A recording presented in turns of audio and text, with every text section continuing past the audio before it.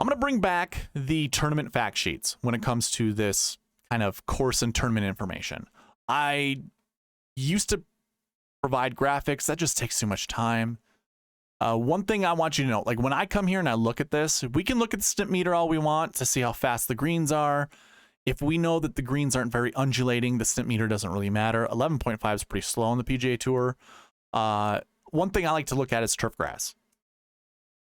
Mostly when it comes to greens, but honestly, this is awesome. Collars, this is around the green.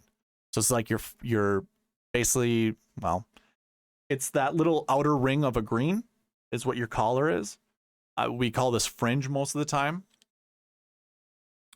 But it's good to know that information. Like if this was Bermuda somehow, it never would be, but if it was Bermuda and then this would be Poa Trivialis, that would be that'd be interesting. And you would want to know that because you'd be looking at your around the green stats. Especially if the collars match the rough. And if they did match the rough and say it was Bermuda, then you would want to look at a different grass stat when it comes to around the green. But we have Poa Trivialis greens, the collars, which again is the fringe.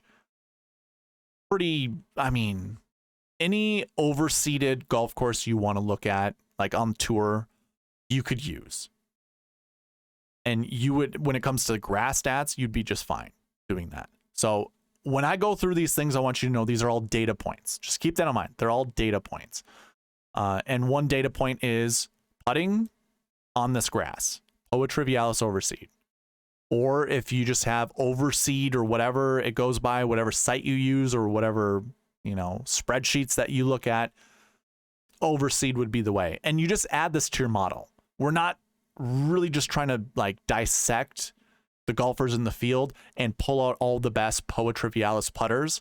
That'd be overkill. Just add it to a model. If you wanted like a weighted thing, I'd say anywhere between 5 to 10 points out of 100. I think that'd be fine. And if you wanted to go a little bit less than 5, 3, so 3 to 10, however, whatever you feel comfortable at, I think that's perfect. So I think that's what you should do with this type of data. The rest of it, probably just ignore. Rough perennial rye seed, this acts just like bent grass. This acts just like any other overseeded rough. So you could use that as your approach and around the green stats, and then you also get that in the fairways. So it really, to me, it doesn't really matter. I don't think you add any of this to your modeling for approach stats, for around the green stats. Just add it for putting. So that's one data point. Another data point, Pete Dye golf course. That's a big thing. Pete Dye creates golf courses unique. I wouldn't say every single Pete Dye golf course is the same. Like, you're never going to get the same layout, but you're going to get the same trickery. You know, everyone talks about sight lines and stuff like that that Pete Dye uses. It's very strategic. And I think the Players Championship was one of the greatest things I'd listened to, the broadcast, I should say, when they were talking about Pete Dye. It wasn't the broadcast, it was the PGA Tour radio. I think it was Craig Stadler was talking about how, or maybe it was Steve Elkington, I can't remember, but either or. He's talking about Pete Dye wants to reward those people that basically fight playing safe. So basically you want to be aggressive on Pete Dye golf course. It's going to reward you, but that also requires your game to be on point. And this golf course, RBC Heritage, is all about angles. So the more aggressive you can be playing those angles, the better success you're going to have at this golf course. So what does that really truly mean? You know, like you listen to some people talk about these golf course and tournament information segments on their videos, and you're like, okay, cool. Okay, what do I do with that information? Well, one thing you could do is just look at Pete Dye specialists, and maybe put, okay, let's do it. Let's think of this a different way. When it comes to modeling, so you have 100 points, and I just talked about using 3 to 10 points on putting on POA, really overseed. We could add 3 to 5 points on Pete Dye specialists, and then give a little bit more of a bump to your course history, because I think course history is going to matter at this event. So give a little bit more of a bump to that, because that's already going to be baked in. The Pete Dye specialist will already be baked into the course history for this golf course. So that's one way you can, you know,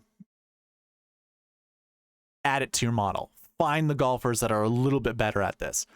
I'll say this right now. I think any stat that you use, you don't want 6 of the best golfers from that stat. It's just never going to work out. I've paid attention. I've recorded it. I've analyzed it long enough to know that the 6 best golfers in a stat category are never in the optimal lineup. They're never in the GPP winning lineup. So don't pay too much attention to the best Pete Dye golf courses or golfers. Don't, you know, pull the best POA putters. Just, you know, maybe find some common names that keep showing up and anchor your lineups around them, or kind of just do the spray method. You know, grab the top 20 golfers and sprinkle them in your lineup somehow when it comes to those stats. I think it's just best to use a model and do it that way. Yeah, I don't think the top 6 golfers in any stat category is going to be that successful for you when building your lineups. When it comes to the tournament fact sheets, that's it. Those are the only things I'm really looking at. Your architect and really the turf grass. We can look at average green size, but it really doesn't matter. Honestly, you would want to look to see how well people do on approach. If they're missing greens because they're the small, that's a big thing. Can't show you that right now because I don't have, you know, a website that I use that can, you know, provide that. But if you could, then obviously do it.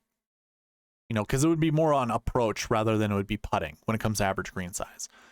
The rest of the other information, I don't even know. I wouldn't really look at it. That we could get really down to the nitty gritty and talk about everything on this page and how it could affect a golfer one way or another.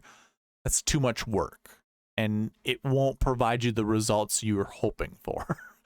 So I wouldn't. That's all that I have though when it comes to tournament fact sheets. Now, let me zoom in. Sorry.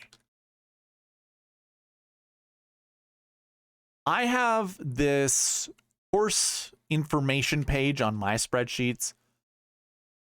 I provide it to you just through this method. Take a look at this, pause the video and screenshot this.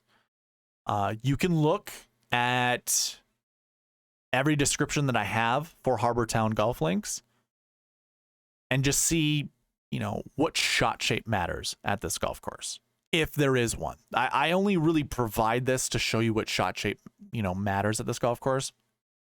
And you can see there are a lot of any's, which this word here, any, means that you could have either shot shape, a fade or a draw, and really you could just hit a straight ball and be just fine. You can hit a straight ball anywhere and be just fine, but most golfers can't.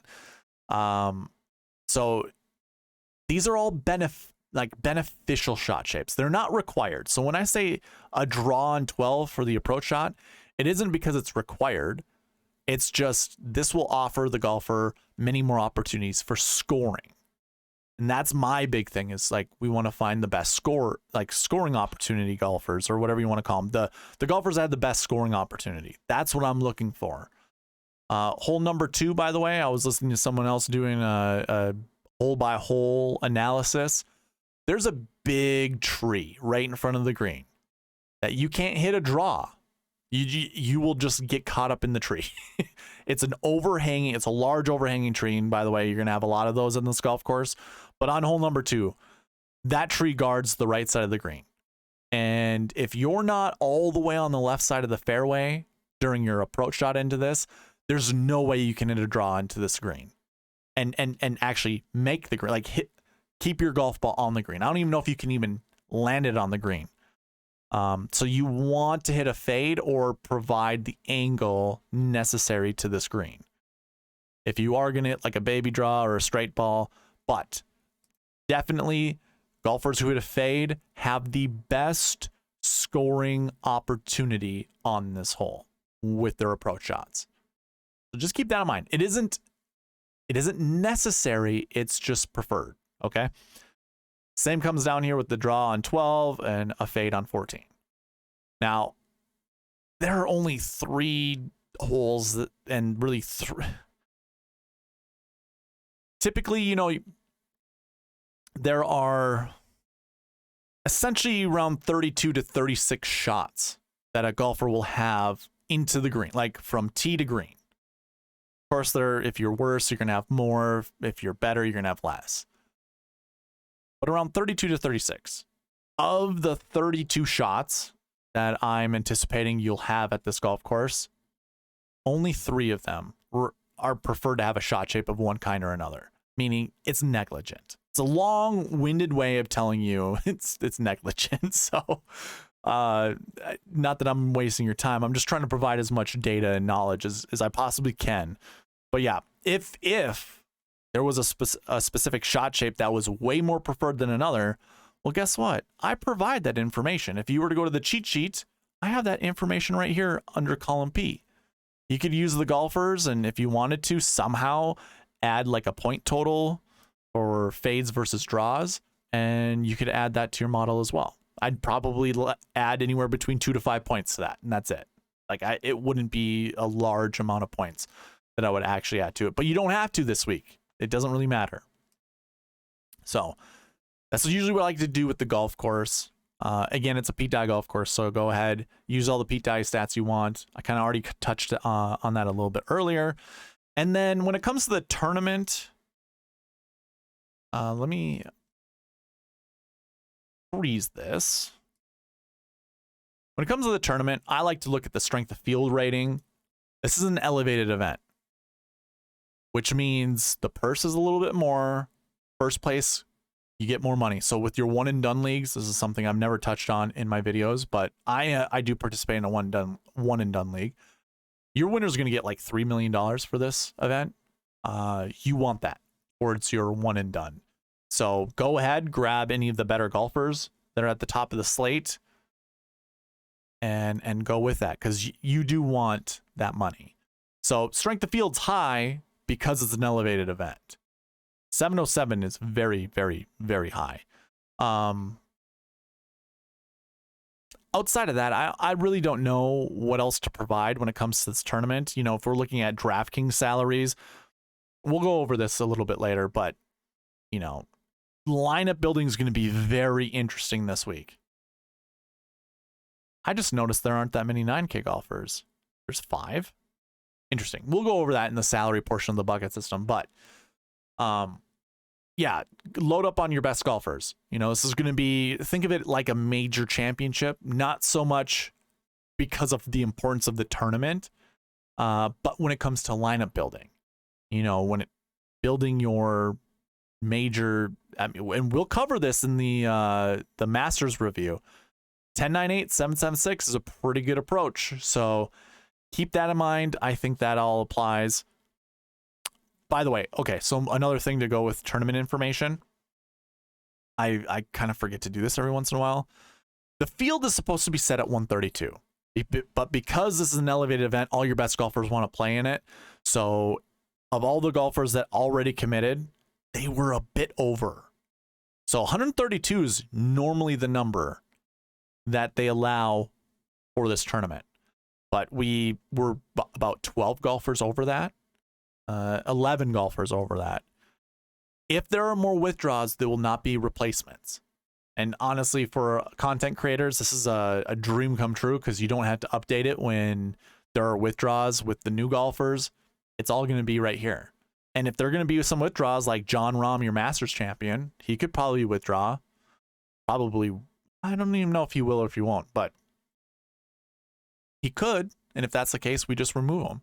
And you don't even have to worry about his replacement, because there won't be one. There would have to be 11 withdraws, which I just don't see happening. So keep that in mind. That is your tournament and golf course information.